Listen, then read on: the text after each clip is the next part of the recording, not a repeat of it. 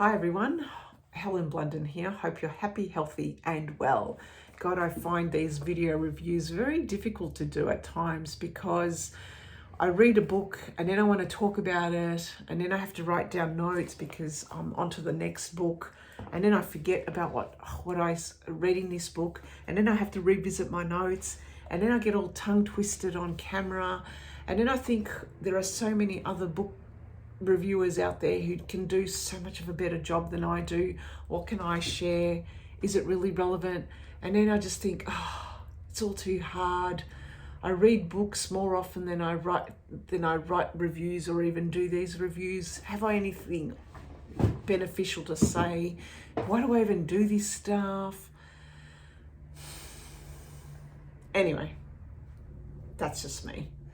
Let's just go into the book that I want to review today, and it is The Latecomer by Dimitri Verhulst, published in 2016 in the original language of Dutch. Now, Dimitri Verhulst is a Belgian writer.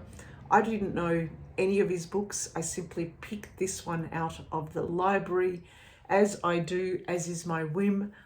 There's no rhyme or reason. I scan the back. If it sounds okay, I think, right, I'll read the book. But I thought a Dutch writer would be good simply because, well, I work for an organisation whose head office is in Amsterdam, and it somehow amused me that I could be reading the books that my colleagues may have read, but I'm reading it in English where they would have read it in Dutch. And given that we have a work book club, maybe we can have a discussion on it, maybe not. That was why I read this book. Not very inspiring, but that's how I read books. And somehow I think books come into our lives at a time when things resonate for us with these books, and we'll always find a lesson or the same themes in them. Now, this theme, it's all about dementia. And you're going, what the hell, Helen? What are you doing talking about dementia? What's going on in your life? Well, nothing's going on in my life about dementia.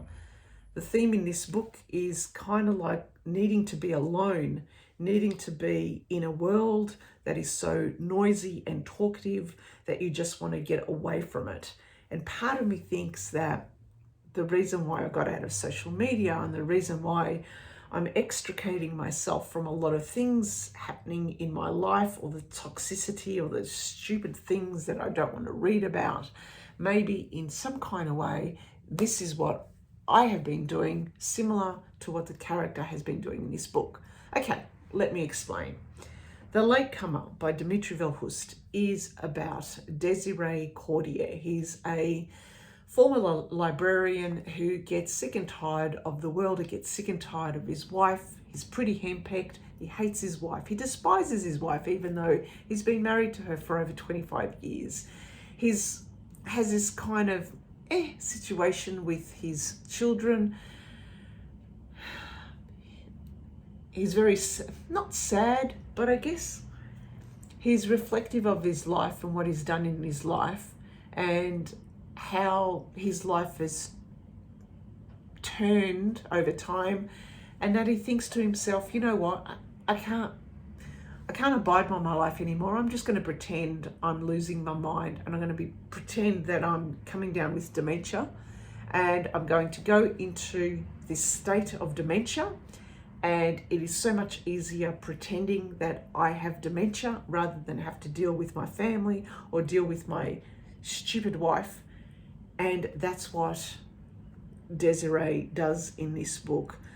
It was disconcerting for me at times because I thought to myself, is he really coming down with dementia, or is he just really playing the part? And he's playing the part. And he finds out that in the retirement home for patients with dementia, there's also patients who are playing the part.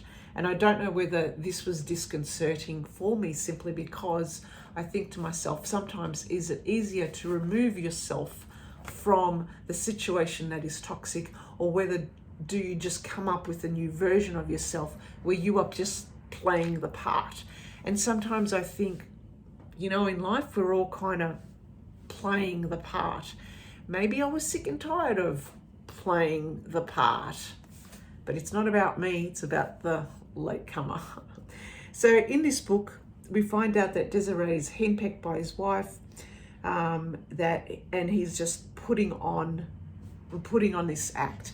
He goes into this retirement home for old people and those with dementia as an escape from the real world, an escape where there's just a lot of talk, a lot of chatter, and he's just really sick and tired of it. He wants peace and quiet. He wants to be with his thoughts.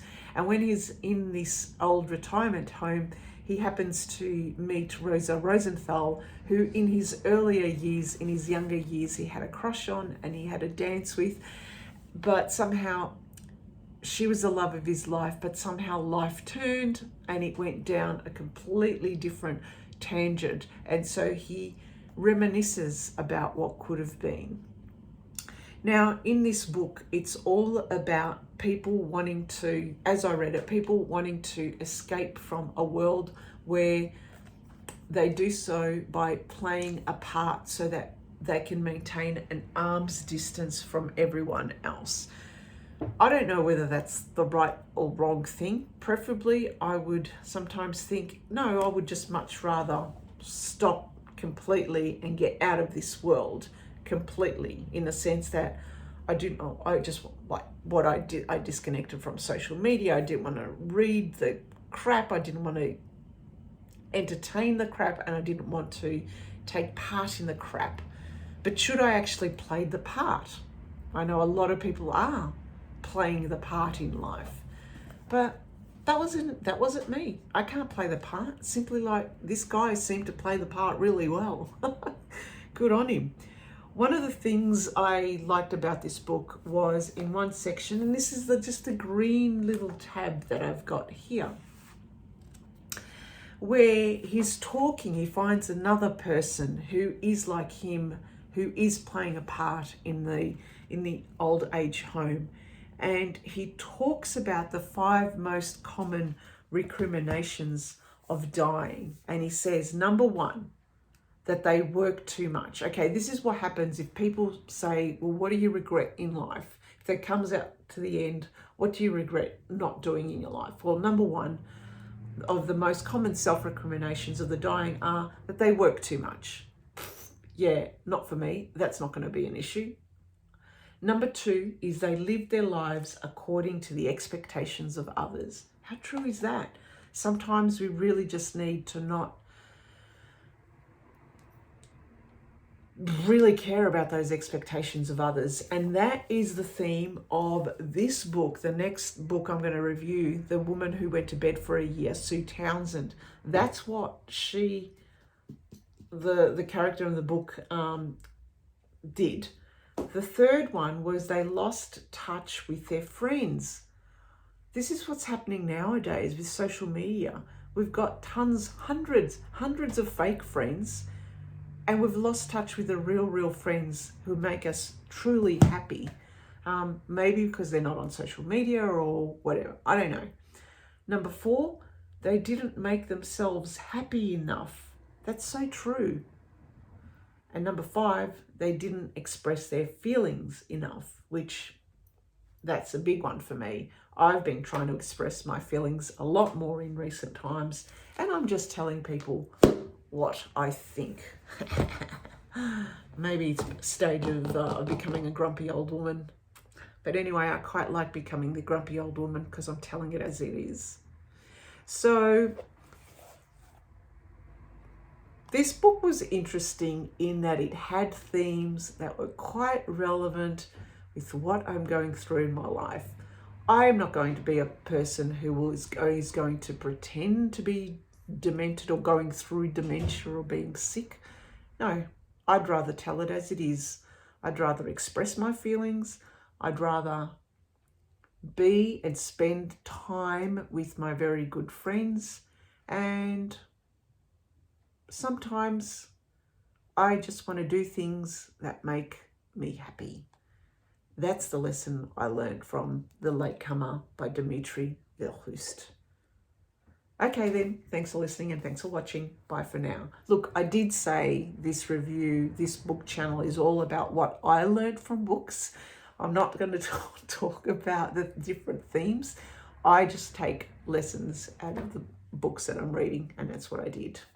Okay then, thanks for listening and thanks for watching. Bye for now.